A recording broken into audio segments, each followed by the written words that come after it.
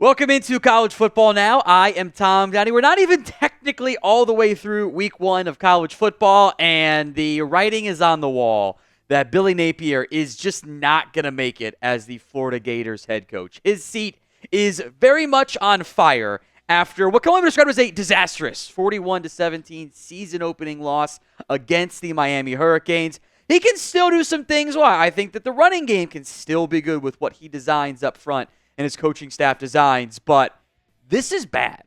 And there is, in a gauntlet of a schedule, no signs of it getting any better. He averaged 10 wins a year down at Louisiana. He was successful, but he won 6 games in 2022, 5 games last year, and they're going to be favored in 2 or 3, maybe, over the course of the season. He is going to have a very tough time beating the Cajun Willie Taggart allegations.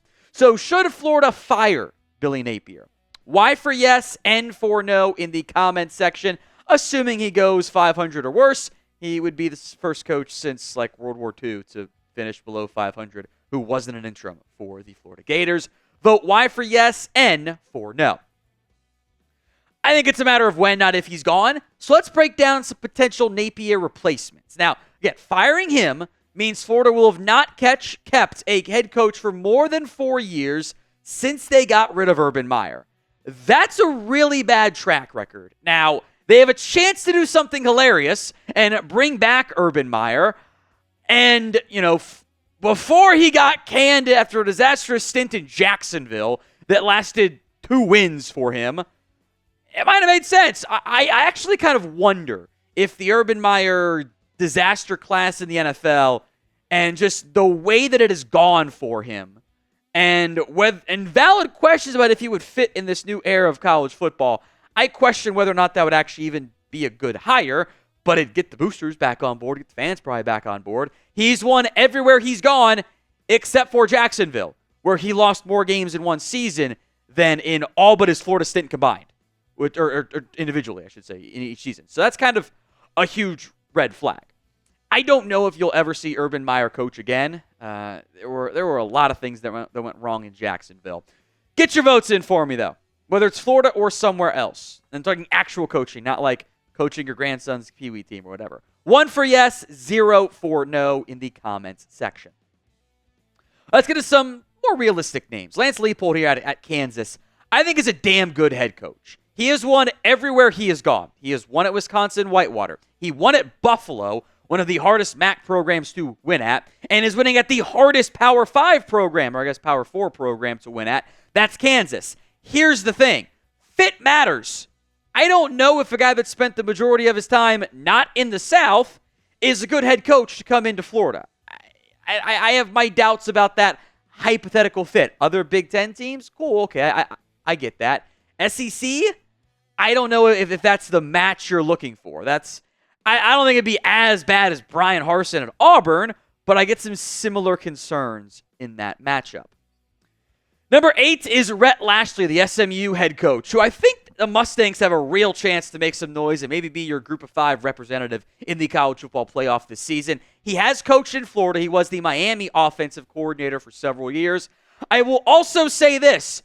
If SMU does well, I would not be surprised if Rett Lashley was coaching in the SEC this time next year. But it might be for his alma mater, Arkansas. Now, if you are concerned about going back to the Group of 5 head coaching, well, totally get it. I do think Alex Golesh is a name to consider here. A very different, more aggressive, entertaining, sexy, fun style of offense than what Napier's running right now with the Gators. He took a 1-11 South Florida program, and they won 7 games last year. Byron Brown is a very fun college football QB. He was the Tennessee OC, so he has some SEC experience.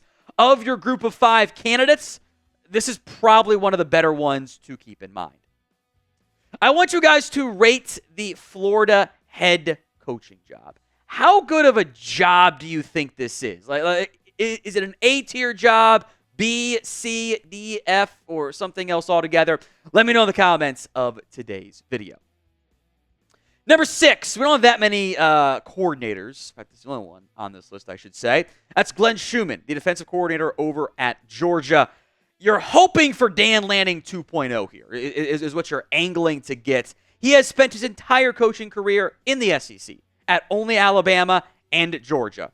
This would be a very different style of coach than Billy Napier. You see it more in the NFL, but teams often go OC, DC, offensive mind, defensive mind. That'd be what you're doing here by hiring Glenn. I do wonder if that's not a big enough hire, though, for what Florida needs, unless you're convinced he really, truly is Dan Lanning 2.0. By the way, I was scrolling the message boards deeply. You're not getting Dan Lanning to Florida. Absolutely no chance that is going to happen. So cross Dan Lanning. He turned down Alabama. He is not coming to Florida instead. Now, if you're trying to go to a college football game this year, Florida Gators or otherwise, download the Game Time app. If you're going to a Florida game, just wait. The tickets might drop throughout the season and certainly closer to game time as they do on the Game Time app. Also have a new feature called Game Time Picks that makes getting tickets to see your favorite teams play live even easier. Game Time Picks filters out the fluff to show you only the incredible deals on great seats so you don't have to waste your time searching through thousands of tickets.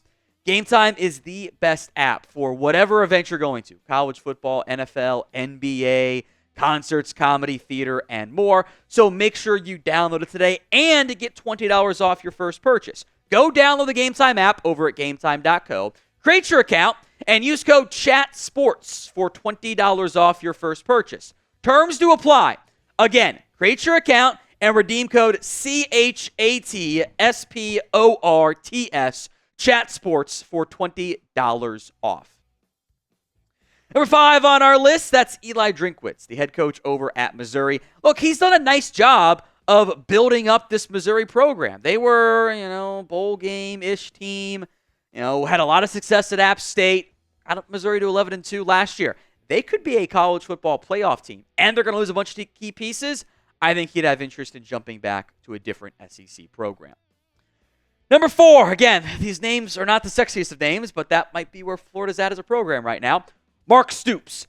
Every year, he gets linked to a different major college football head coaching job. We're also probably we're probably about time for James Franklin to get linked to a job, but that doesn't sound like a great idea for Florida. Probably due for another Brian Kelly NFL head coaching link. Probably not Florida there either.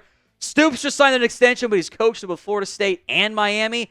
He's made the Wildcats a perennial 7-win program. It's actually a lot to ask out of Kentucky. Now, if you want more college football videos like these hot boards that we'll do for other coaches when they get fired / go on the hot seat, then subscribe. We got free college football videos all season long. Number 3 is Jamie Chadwell, who I thought did a really nice job at Coastal Carolina.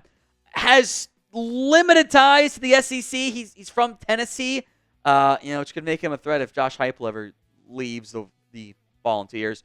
Successful at Coastal Carolina. So far, not necessarily with his players, but 13-1 last year, the lone loss coming in the bowl game, in the Fiesta Bowl, and then 1-0 last season.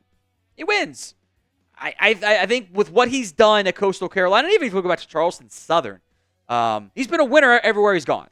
I think that should not be overlooked as a fallback option if you want to go back down the group of 5 route. Who should Florida hire as its next head coach? I bet we'll see some Deion Sanders in the comments. I don't think that's a fit.